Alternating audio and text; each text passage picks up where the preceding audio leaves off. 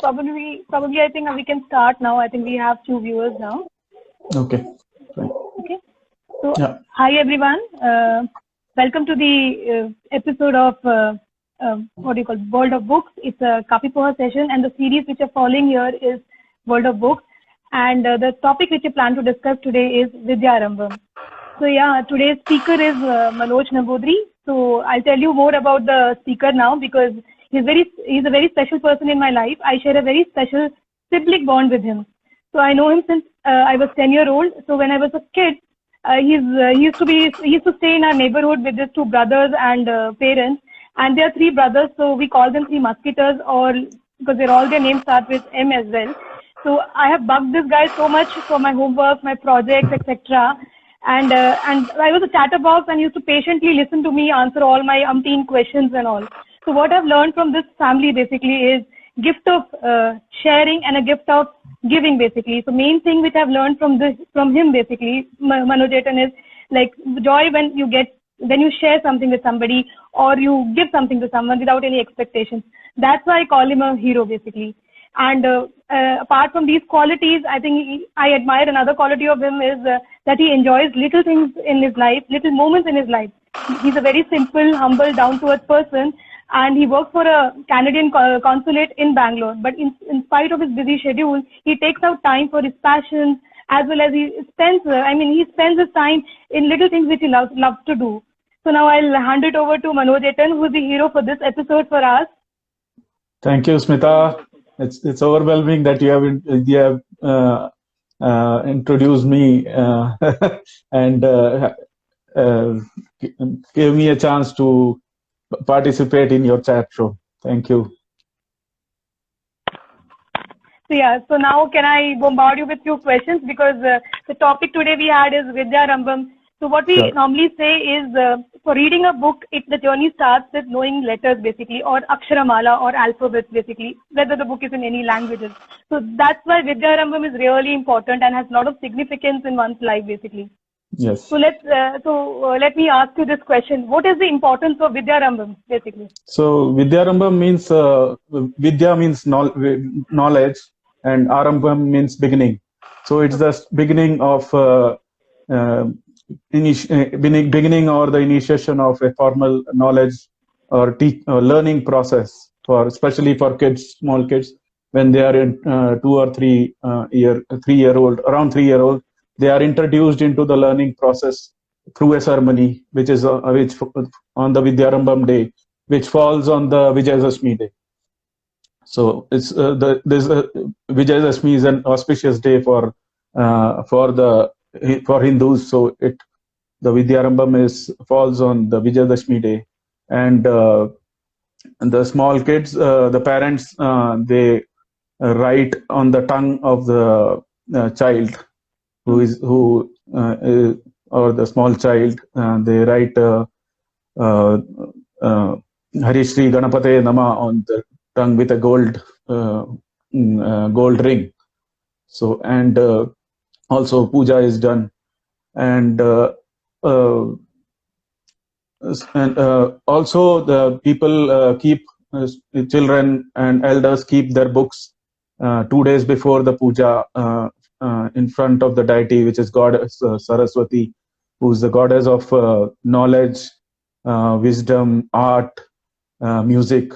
So and also musicians also, they keep their instruments in front of the for puja, and they take it out on the Vijayadashmi day after the puja is done.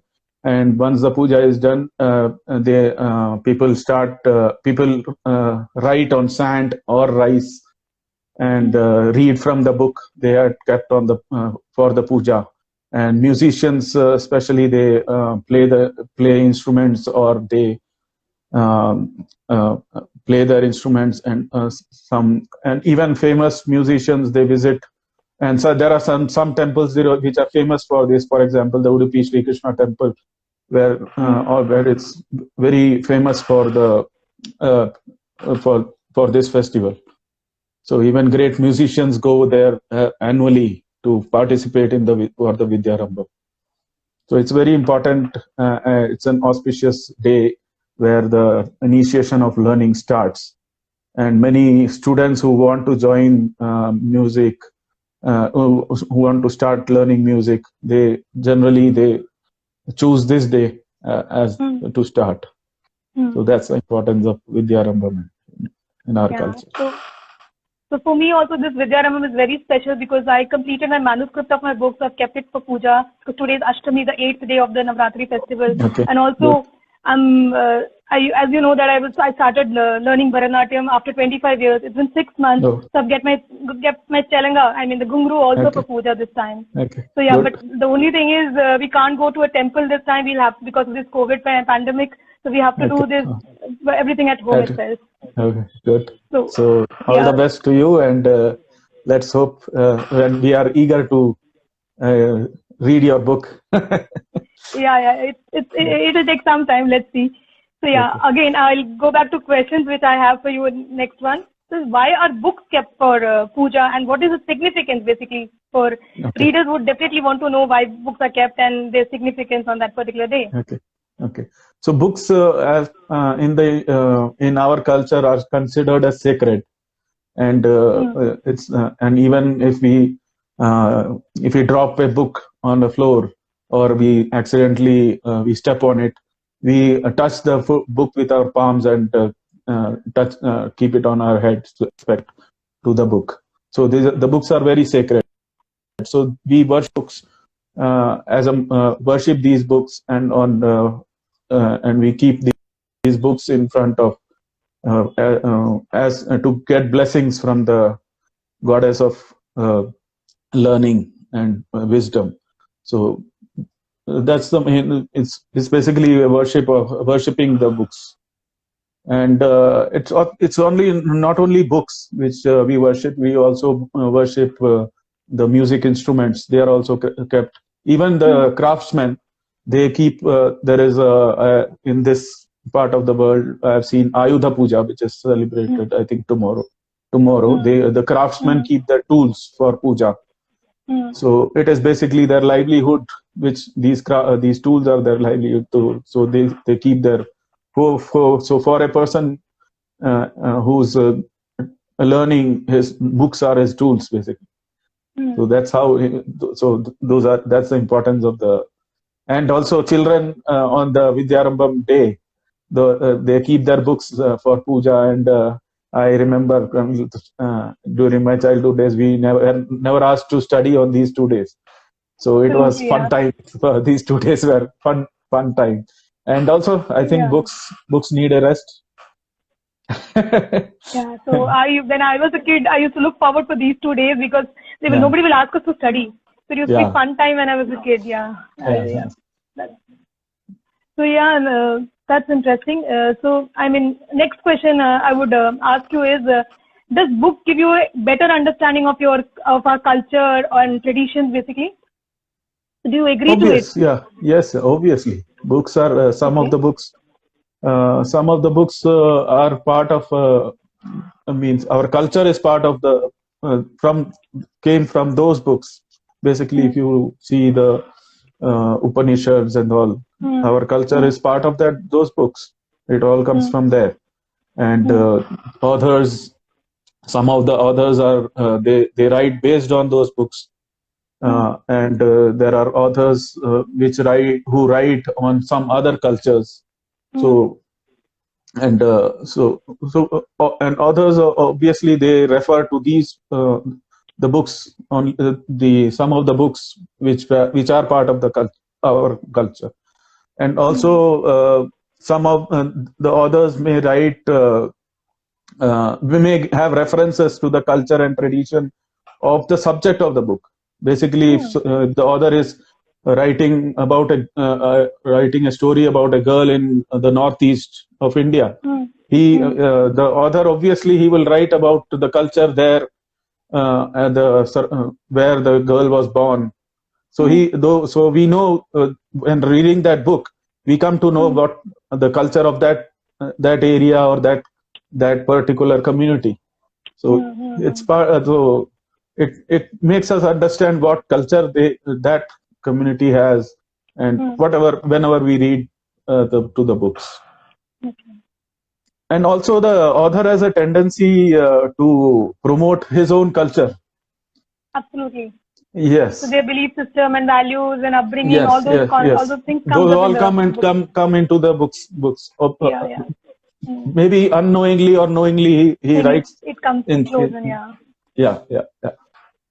So even what I remember now is like my grandmother, she used to write diary basically. When she became a widow at the age of 32, and I think for 50 years she wrote diary.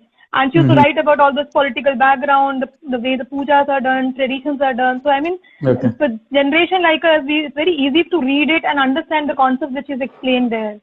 So yeah, I probably, yes. So you get to know more of the traditions and culture as well through this book as well. Yes, yeah.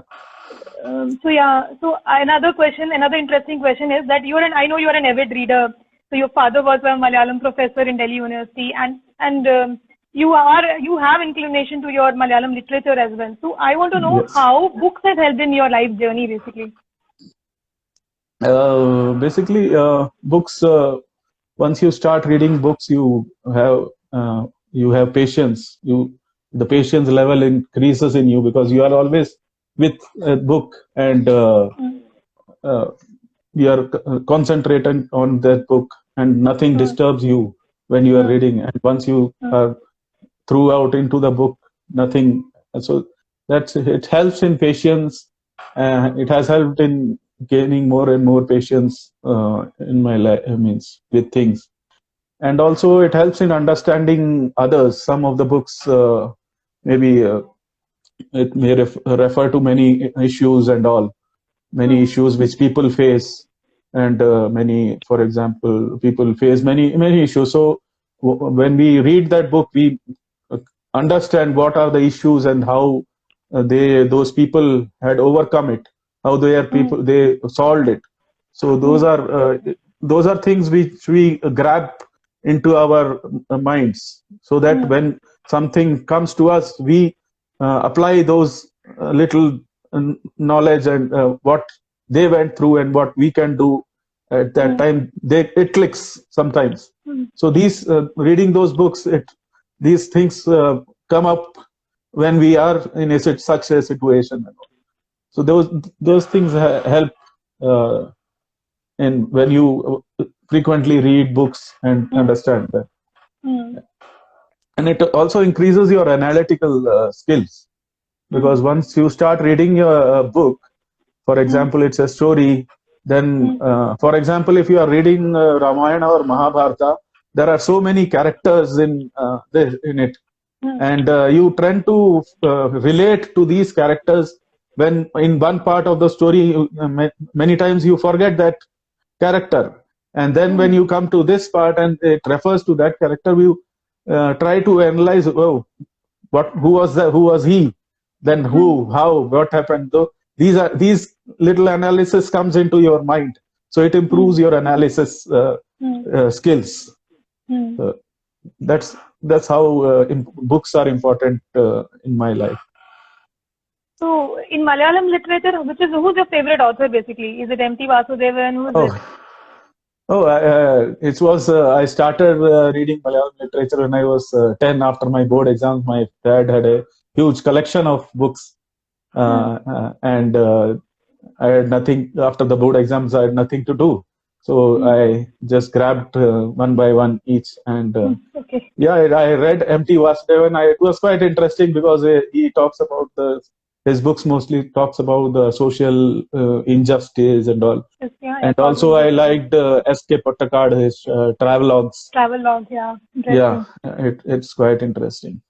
And in English, later on, one of the interesting books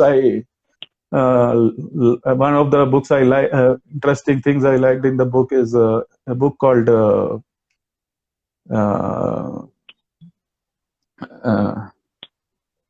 I don't remember that. It's about the Mafia Queens of Mumbai. Okay, cool. Mafia Queens of Mumbai. So it's a book. I think it has around 16 chapters, and each chapter is about one of the Mafia Queens of Mumbai.